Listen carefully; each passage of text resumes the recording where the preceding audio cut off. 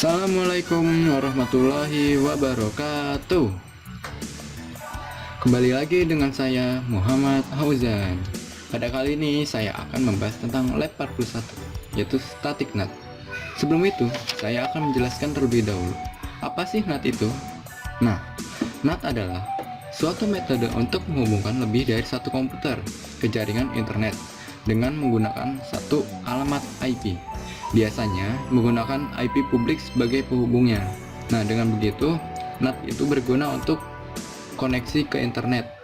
Nah, terus fungsi utama NAT yaitu merubah IP address yang ada di klien dengan lingkup IP address privat menjadi publik sehingga dapat terhubung ke internet.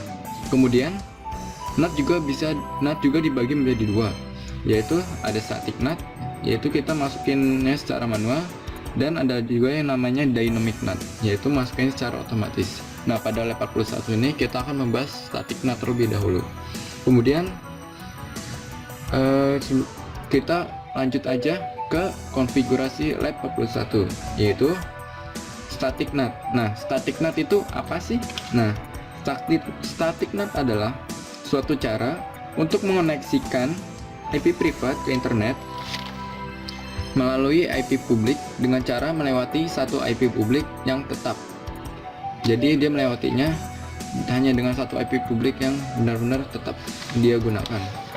Oke, sekarang kita lanjut aja konfigurasinya dan menggunakan topologi seperti berikut, yaitu menggunakan satu switch, dua router, satu server, dan dua klien. Oke, sekarang kita lanjut aja ke konfigurasi yang pertama. Nah, sebelum itu kita harus tahu dulu nih, ada lingkup-lingkupnya. Nah, untuk lingkup dari switch ini namanya lingkup IP private yang belum bisa terkoneksi ke internet. Nah, ada lagi ini lingkup yang router ini, itu adalah, dan server ini merupakan lingkup IP publik. Oke, sekarang kita konfigurasi aja di router 1 untuk menyeting IP address.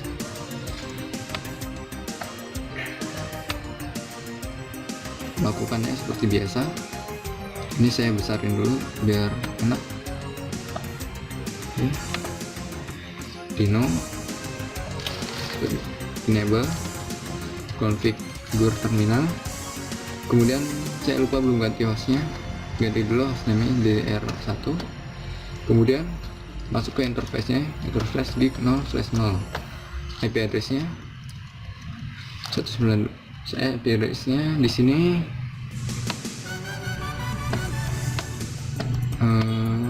11.11.11.0/24. Oke, jadi yang kita masukin adalah 11.11.11.1, kemudian 255.255.0, kemudian jangan lupa dimaksud down.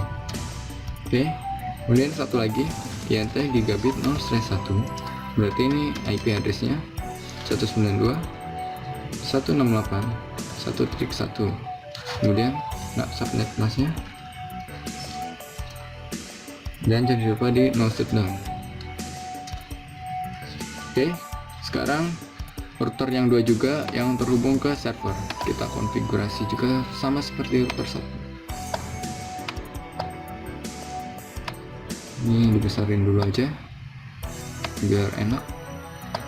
Oke, CRI, kemudian kita no, kemudian enable configure terminal, hostname nya ganti dulu R2, kemudian masuk ke interface di 0/0, IP address 11.11.11.2, kemudian subnet mask-nya no shutdown.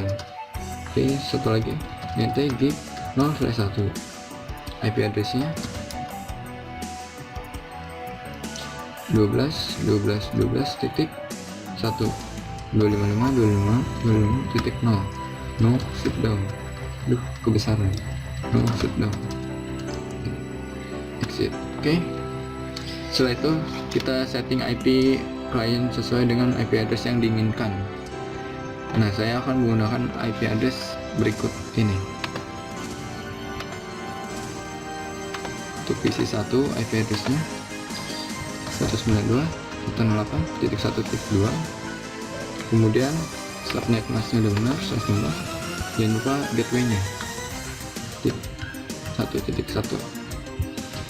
Oke, udah benar. Sekarang PC keduanya juga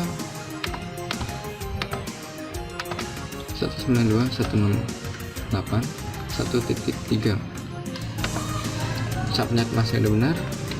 Jangan lupa default gateway-nya 128.1.1. Oke. Kemudian jangan lupa untuk servernya juga dimasukin.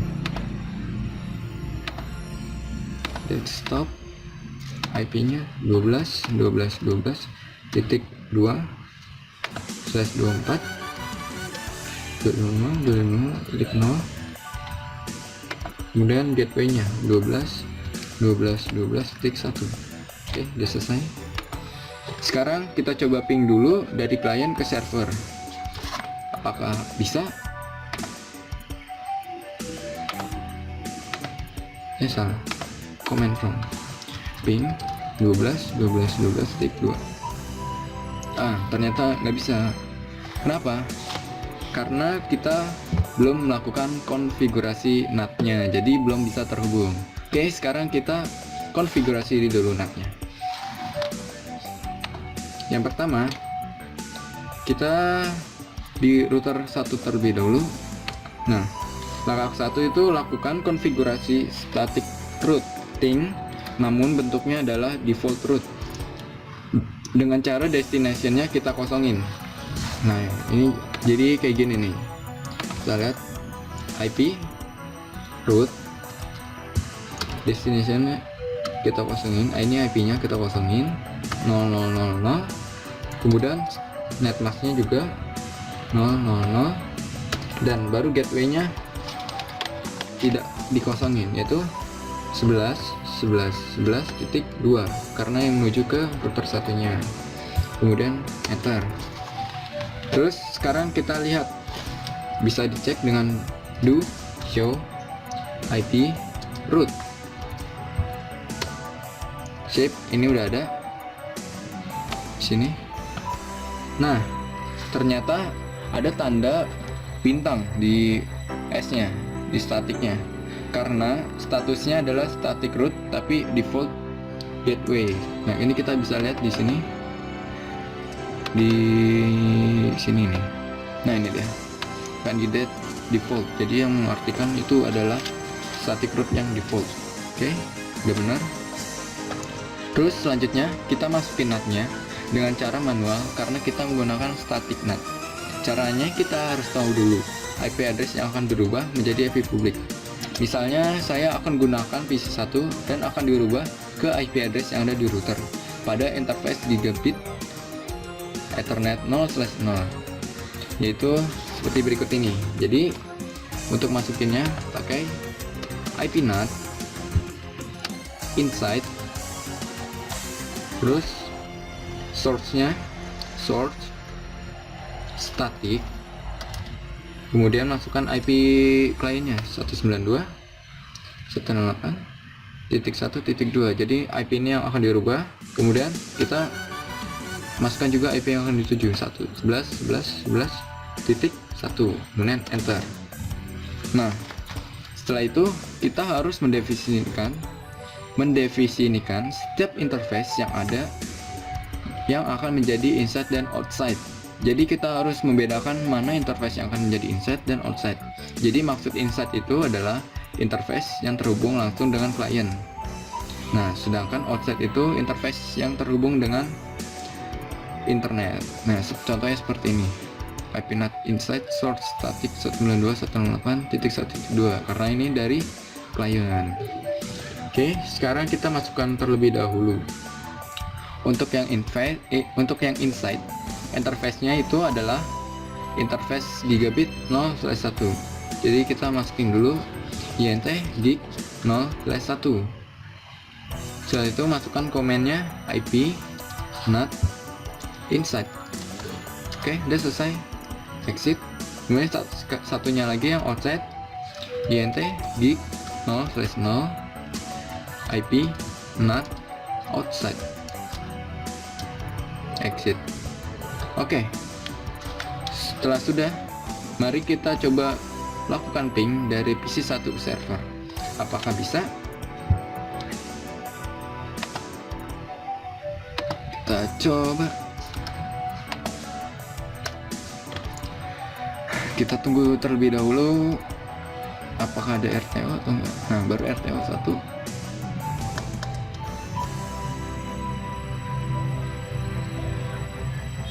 Sip, berhasil. Yap, sudah berhasil. Ada reply. Coba kalau di web browser kita coba juga 12.12.12.2. Oke, langsung nyambung juga. Nah, kemudian kita coba apakah PC 2 akan bisa juga. Oke, kita coba juga. Mana nih? Oke, ini command ping 12.12.12.2.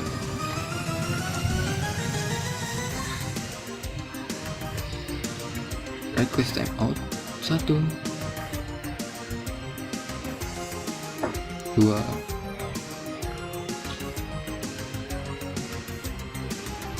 3,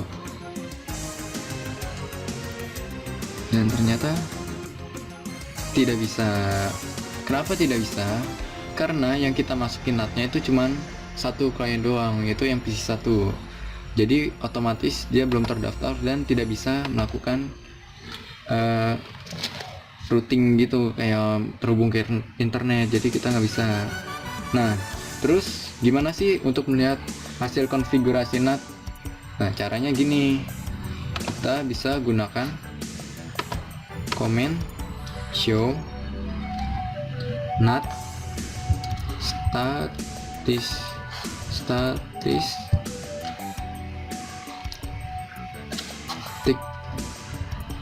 Oh, lupa, di sini nggak bisa, harus pakai do. Apa di bawahnya aja. Oke, show NAT statis.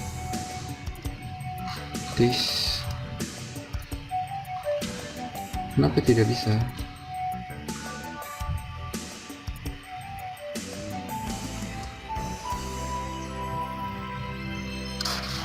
Kayaknya harus pakai IP NAT.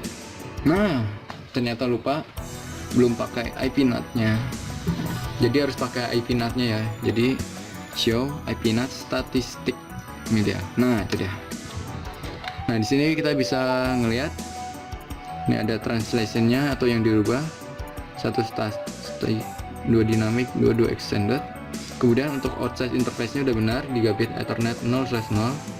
Inside-nya juga benar, 0/1. Untuk hits-nya 20, miss-nya 14, ada expire translation-nya 8. Oke, udah benar. Kemudian atau bisa lihat di satunya lagi,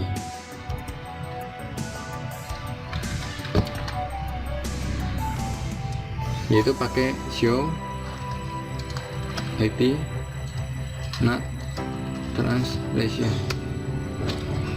Nah, di sini kita bisa lihat ada outside globalnya 11.11.11.1, inside lokalnya ini yang udah kita rubah. Nah, itu aja, kita menggunakan protokol TCP. Oke, sudah benar. Nah, dengan begitu lab 41 selesai dikerjakan. Oke, untuk kurang lebihnya mohon maaf apabila ada kesalahan komen atau kata-kata. Jadi semoga lab selanjutnya akan lebih baik dari lab sebelumnya. Jangan lupa untuk like, subscribe, and share karena sangat bermanfaat dan sangat bermanfaat sekali dan sangat berharga sekali bagi saya. Oke. Dan selanjutnya akan dilanjutkan dengan lab 42. Oke. Terima kasih dan wassalamualaikum warahmatullahi wabarakatuh.